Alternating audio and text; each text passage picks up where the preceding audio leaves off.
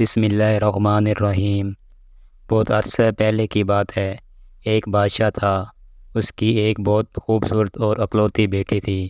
اپنی خوبصورتی اور دولت کی وجہ سے وہ بہت مغرور اور گستاخ ہو گئی تھی۔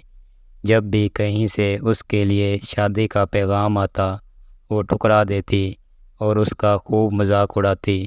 ایک دن بادشاہ نے بڑی دعوت کی اور اس میں بادشاہ نے شہزادی سے شادی کرنے والے تمام امیدواروں کو بلایا۔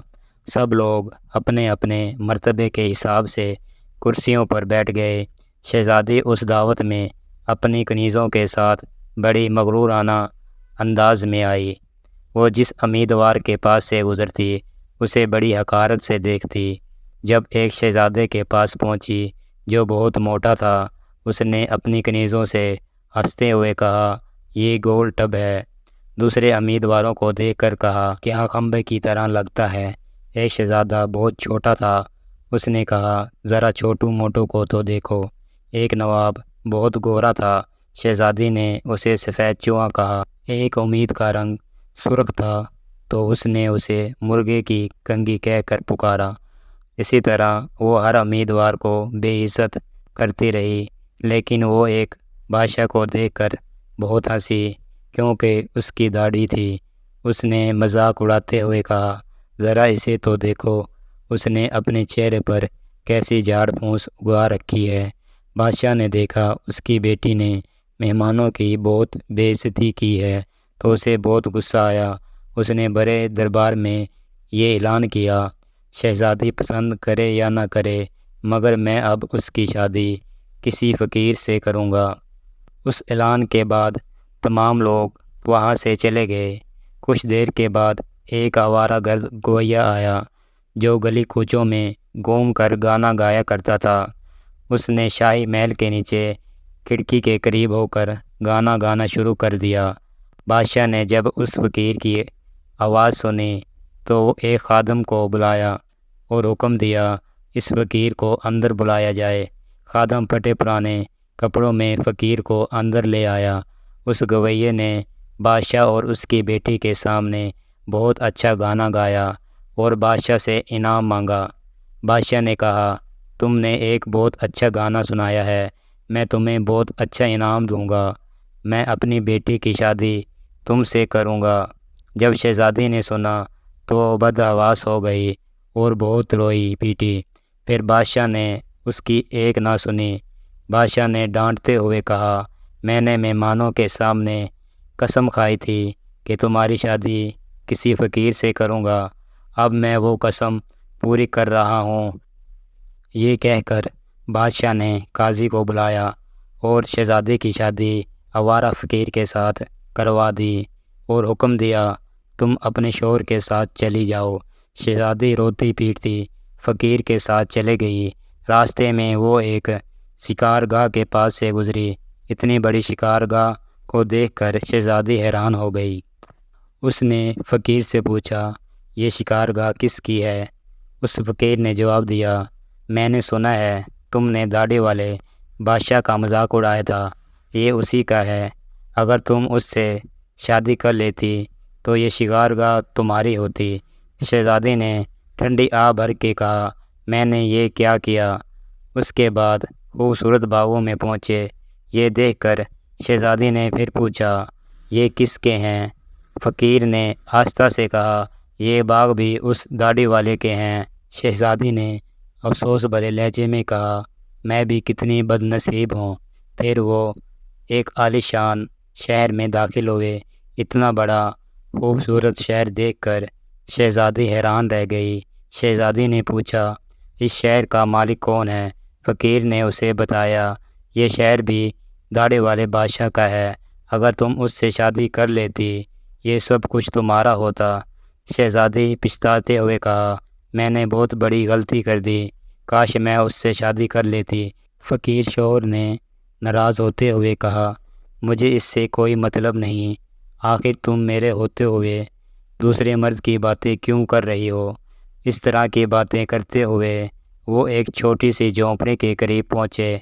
پہنچتے ہی شہزادی نے پوچھا، ایسی بدنما اور چھوٹی سی جھونپڑی ہے، یہ کس کی ہے؟ یہ میرا گھر ہے اور یہی وہ جگہ ہے جہاں ہم نے زندگی گزارنی ہے۔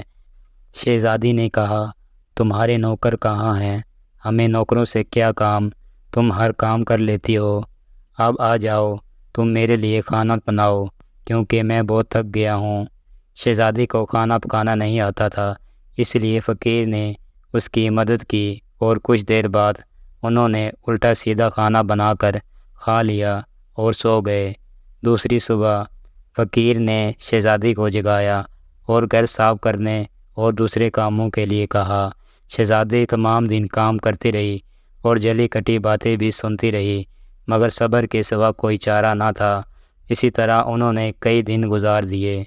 پھر ایک وقت ایسا آیا ان کے پاس کھانے کے لیے کچھ نہ رہا۔ ایک دن فقیر نے کہا، میں نے جو کچھ کمایا تھا ختم ہو گیا، اب تمہارے کمانے کی باری آ گئی ہے۔ میں تمہیں پیپ لا کر دیتا ہوں، تم ان سے ٹوکریاں بننا۔ یہ کہہ کر وہ جنگل کی طرف چلا گیا اور پیپ کاٹ کر لے آیا۔ شہزادی نے ٹوکریاں بننا شروع کر دی۔ اس نے پہلے کبھی ایسا مشقت والا کام نہیں کیا تھا، اس لیے اس کی انگلیاں زخمی ہو گئی، اس سے خون بہنے لگا۔ یہ دیکھ کر اس کے شوہر نے کہا، تم یہ کام بھی نہیں کر سکتی، میں تمہیں کچھ سوت لا کر دیتا ہوں، تم مجھ سے کپڑا بن لینا۔ مگر وہ یہ کام بھی نہ کر سکی۔ فقیر نے کہا، تم میرے لیے بیکار ہو، کوئی کام نہیں کر سکتی، تم سے شادی کر کے مجھے بڑا نقصان ہوا ہے۔ یہ کوشش کرتا ہوں تمہارے لیے مٹی کے برتن لا دوں، بازار جا کر اسے بیچ دینا۔ شہزادی نے کہا، جب میں بازار میں کھڑی ہوا کروں گی تو میرے ملک کے لوگ مجھے اس حال میں دیکھ کر خوب ہنسنے لگیں گے۔ فقیر نے کہا، یہ میرا مسئلہ نہیں ہے، اگر تم بھوک سے مرنا نہیں چاہتی تو تمہیں یہ کام کرنا ہی پڑے گا۔ جب شہزادی بازار میں برتن بیچنے کے لیے گئی تو لوگ ایک خوبصورت لڑکی کو بازار میں برتن بیچتے ہوئے دیکھتے تو اس پر ترس کھا کر کچھ نہ کچھ خرید لیتے۔ وہ برتن بکنے کے بعد فقیر نے اسے اور برتن لا کر دیے۔ اسی دوران ایک بدمزاج سپاہی وہاں سے گزرا۔ اس نے بازار کے بیچ میں برتن رکھے ہوئے دیکھ کر انہیں لات مار کر توڑ دیا اور کہا، آئندہ اس طرح راستے میں مت رکنا۔ شہزادی بہت پریشان ہوئی۔ اس نے سارا واقعہ گھر آ کر اپنے شوہر کو بتایا۔ شوہر نے کہا، تم انتہائی بیوقوف ہو، تمہیں کس نے کہا تھا بیچ بازار میں برتن لے کر بیٹھ جاؤ؟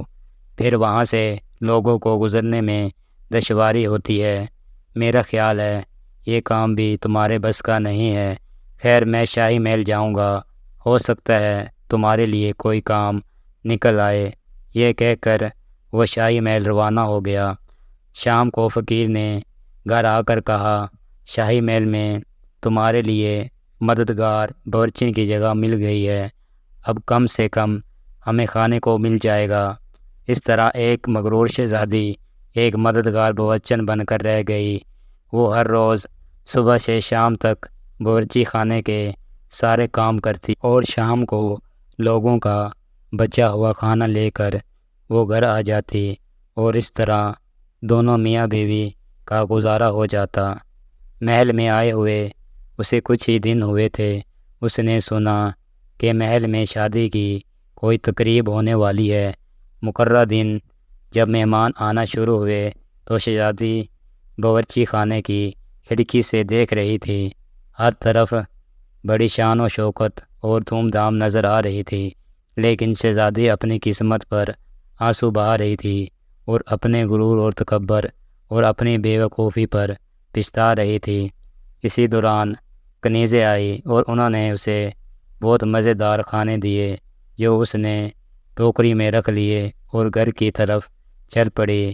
ابھی وہ محل کے دروازے سے گزر ہی رہی تھی کہ اچانک خوبصورت لباس میں ایک شاندار اور خوبصورت شخص نے اس کا راستہ روک لیا۔